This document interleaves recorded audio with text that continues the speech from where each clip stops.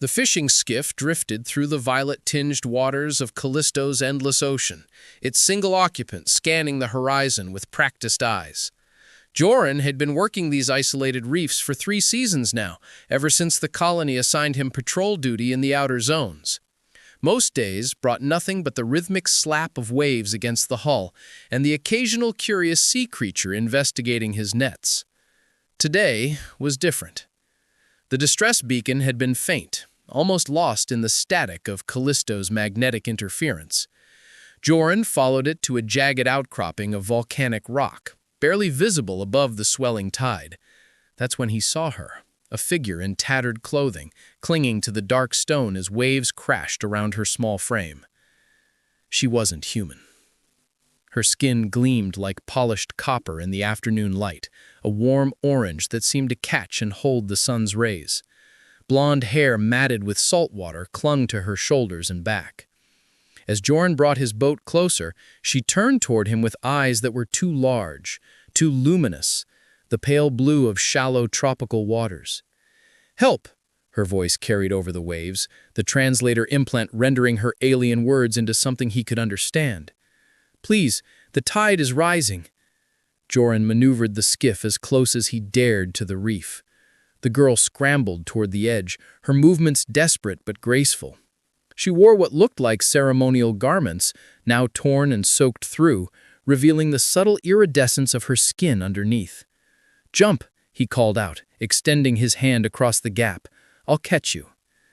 She hesitated for only a moment before leaping. Joran caught her wrist, pulling her aboard with more force than necessary. They both tumbled backward onto the deck, her slight body landing against his chest. She was cold from the water, trembling violently. But instead of scrambling away, she did something unexpected. The alien girl pulled back just enough to look into his face, then slowly sank to her knees on the wet deck, her hands clasped before her. "Please," she whispered, her voice breaking with emotion. "Please, take me on your boat. I beg you." Joran stared down at her, confused. "You're already on my boat. What do you—" "No." Her luminous eyes filled with tears. "You don't understand what I'm asking." Joran helped the trembling girl to her feet, guiding her toward the small covered section of his boat where he kept emergency supplies. She moved with an unusual grace despite her exhaustion, her orange skin leaving faint droplets of seawater on the deck that caught the light like scattered gems. "My name is Joran," he said, wrapping a thermal blanket around her shoulders. "What's yours?" "Lyria." She pulled the blanket tight, though her shivering seemed to come from more than just cold. "I am of the Neririan people. We live in the floating settlements near the Western Currents." Joran had heard of them, one of the few alien species who had found refuge on Callisto after their own world fell to ecological collapse. The colony administration kept contact minimal, respecting the Neririans' desire for isolation. "How did you end up stranded out here?" he asked, handing her a container of warm broth from his thermos. Lyria's hands shook as she accepted the drink. "I was sent, by my elders, to find someone." Yu's eyes met his, that luminous blue seeming to peer straight through him. "The tides are rising faster now. Our sediments are sinking. Within 2 seasons, our last refuge will be consumed by the ocean." "I'm sorry," Joran said quietly. "But what does that have to do with you?" Lyria set down the broth and reached into a small pouch at her waist that he hadn't noticed before. What she withdrew made him catch his breath. It was a crystal, roughly the size of a human heart, glowing with soft pulsing light that shifted between gold and deep amber. The illumination seemed to come from within, like captured fireflies suspended in perfect geometry. "This is a bond seed," Lyria explained, her voice reverent. "Every Neririan forms one in their lifetime, grown from our own life essence over many years. We can only give it once, to one person, as a symbol of absolute trust and commitment." Joran stared at the glowing crystal, then back at her face. "Why are you showing me this?" Lyria rose to her feet, the blanket slipping from her shoulders. The late afternoon sun illuminated her orange skin, highlighting the subtle patterns that swirled across her arms like living art. She stepped closer, close enough that he could see the faint gold flecks in her blue eyes. "Because I am giving it to you." She pressed the warm crystal into his palm, her fingers lingering against his. The crystal pulsed gently against his skin, warm and alive. Joran closed his fingers around the crystal, feeling its warmth spread through his palm like liquid sunlight. The weight of what Lyria was offering crashed over him. This wasn't just gratitude for a rescue. This was something profound, something that transcended species and culture. "I don't understand," he said, though his heart was already beginning to. "My people have gifts, Joran. We can sense the currents of intention, the tides of a person's heart. From the moment you reached for me, I felt your nature, steady, kind, without deception." She glanced down to our joined hands, hers orange against his tan skin. "Our elders taught us to recognize those worthy of our bond seed. I have searched 3 seasons for someone like you." He should have pulled away, should have questioned the wisdom of accepting such a gift from a stranger. But something in her gaze held him frozen, and when she moved closer, he didn't resist. "What happens now?" he asked quietly. "If I accept this, then you accept me." Lyria's free hand rose to rest against his chest, just over his heart. "Among my people, the bond seed is not just a gift, it's a promise.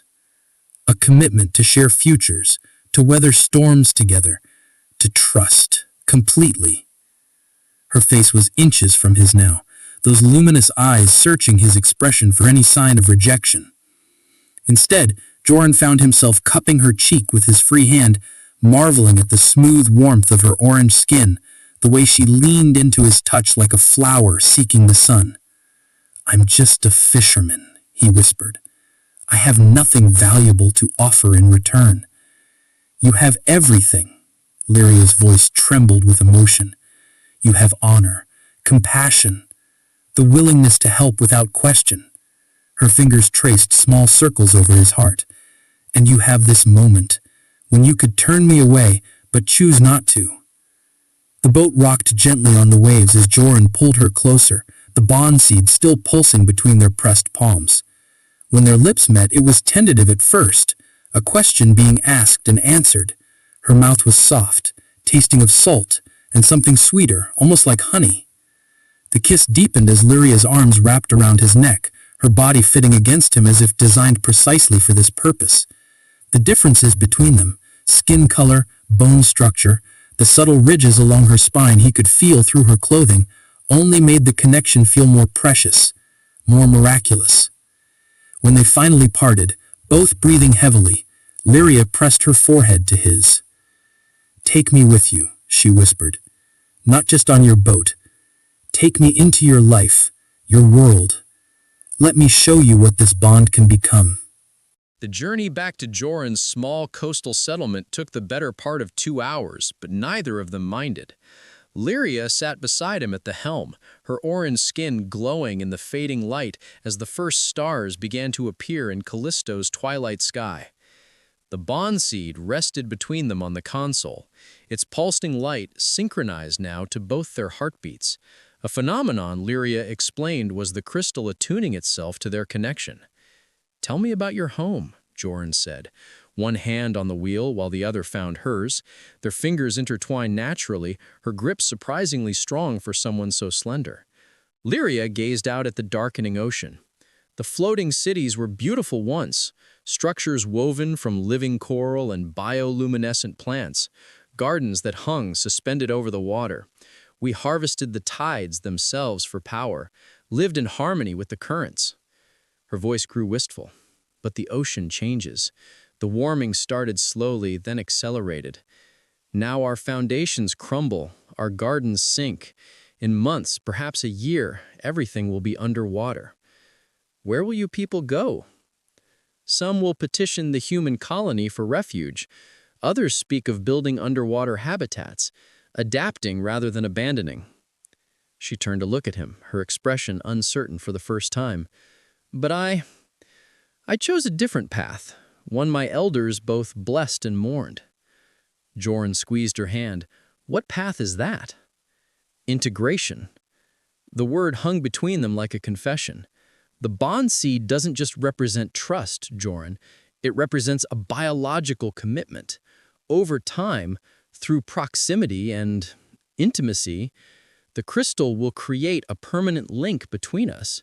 Our life forces will synchronize. We'll be able to sense each other's emotions, share strength when one of us weakens. She paused. In essence, I'm asking you to become part of my survival. The enormity of it should have terrified him. Instead, Joran felt a strange calm settling over his thoughts. He'd lived alone for so long, content with his solitary patrols and quiet evenings. But looking at Lyria now, her blonde hair catching starlight, her orange skin luminous in the darkness, he realized how much he'd been missing. I have a small house, he said. Nothing fancy. 2 rooms built into the cliffside overlooking the water. It sounds perfect. When they finally reached his dock, Joran secured the boat with practiced efficiency, while Lyria gathered the bond seed, cradling it like something sacred. The crystal's glow intensified as she held it, casting dancing shadows across her face. Inside, the house was simple but clean. A living space with a kitchenette, a small bedroom with a window overlooking the endless ocean. Lyria moved through the space slowly, touching surfaces with reverent curiosity. You can have the bed, Joran offered. I'll sleep on the... No, Lyria said. The bond seed on the bedside table, where its light filled the room with warm amber, she turned to face him, and in her eyes he saw not just need, but desire. That's not how bonding works. Separation weakens the connection. We must be close, always. She moved toward him with that fluid grace, her hands finding the hem of his shirt and slowly pushing it upward. Joran's breath caught as her fingers traced the contours of his chest, exploring with gentle curiosity. When he pulled her close, feeling the warmth of her body against him, it felt like the most natural thing in the universe. Morning light filtered through the window, painting orange and gold across tangled limbs and shared warmth. Joran woke to find Lyria curled against him, her blonde hair spread across his chest, one of her legs draped over him. The bond seed on the nightstand glowed steadier now, its pulse deep and rhythmic like a second heartbeat in the room. He traced gentle patterns on her shoulder, marveling at the subtle iridescence of her orange skin in the dawn light. She stirred, those luminous blue eyes opening to meet his gaze. "Good morning," she murmured, her voice still thick with sleep. "Good morning," he kissed her forehead, feeling her smile against his neck. "How do you feel?" "Complete." Lyria pushed herself up on one elbow, studying his face with an intensity that made his heart skip. "The bond is setting properly. I can feel your emotions now, your contentment, your wonder, your..." She blushed, a deeper orange flooding her cheeks. "Your desire." Joran laughed softly, pulling her back down for a proper kiss. "Is that how it works? No secrets anymore?" "No secrets," she agreed, though her expression turned more serious. "But also no loneliness, no fear of abandonment. We'll always know the other is there, even when apart." They lay in comfortable silence for a while, watching the sun climb higher over the ocean. Finally, Lyria spoke again, her voice quiet but firm. "I need to return to my people soon, to tell them I found my bond partner, to help coordinate the evacuation." She felt his tension and added quickly, "But I'll come back. I'll always come back to you. That's what the bond means." "I know." Joran tightened his arms around her. Maybe there's something I can do to help. I know the colony administrators. Perhaps they'd be more willing to offer refuge if they understood what your people are facing." Hope flickered in Lyria's eyes. "Would you do that?" "I offered you everything," he said simply. "Your trust, your future, your heart. How could I offer any less?" She kissed him then with such fierce gratitude that they almost didn't make it out of bed for another hour. But eventually, practical needs won out. They shared breakfast, Joran fascinated to learn that Lyria's people could eat most human food, though they supplemented with mineral-rich seaweed that her body craved. At the dock, as she prepared to take his spare skiff back to her settlement, Lyria pressed the bond seed into his hands. "Keep this safe," she instructed. "Guard it as you would guard my life because, in many ways, that's what it is." "How long will you be gone?" 3 days, perhaps 4. She cupped her face in his hands, her touch achingly gentle. "But you'll know if I'm in danger. The bond works both ways now. If I need you, you'll feel it." He kissed her one last time, long and deep, trying to memorize the taste of her, the warmth of her orange skin against his palms, and the way she fit so perfectly in his arms. As she guided the skiff away from the dock, Lyria called back, "I begged you to take me on your boat, Joran, but what I really wanted was for you to take me into your life. Thank you for seeing what I was truly offering." He watched until her small vessel disappeared beyond the horizon, the bond seed pulsing steadily in his grip. She was right. He could sense her now, a warm presence at the edge of his consciousness, like a distant star guiding him home. In saving her, he'd found something far more precious than treasure. He'd found a future neither species thought possible, and the love as endless as Callisto's ocean.